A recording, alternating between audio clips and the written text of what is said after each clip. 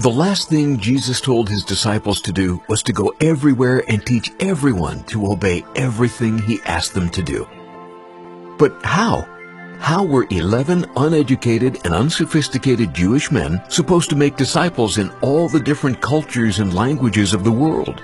They had no money, no power, no organization, and no leader. And to make matters worse, they were outcasts in their own society and religion. The disciples didn't seem to have anything, and yet they changed everything. What they did have was a life-changing experience with Jesus, a willingness to simply obey, the power of the Holy Spirit. Oh yes, and lots of contacts. What we call today a social network. Here's what happened. Everything started with prayer. Then came the power of the Holy Spirit at Pentecost. After Pentecost, people visiting Jerusalem from faraway places went home and told their friends and family what God had done. And when those people passed on what they had experienced, the good news about Jesus spread like wildfire.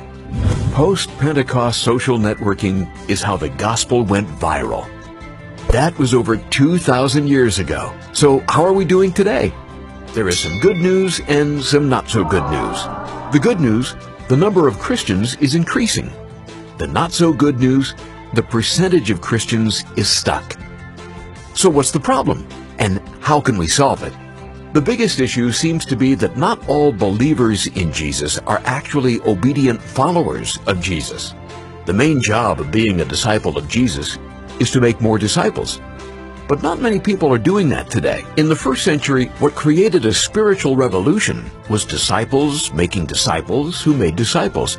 Dozens became hundreds, hundreds became thousands, and before too long, thousands had multiplied to millions. All because ordinary people simply obeyed what Jesus told them to do and taught those who responded to do the same. We think this is an idea whose time has come again.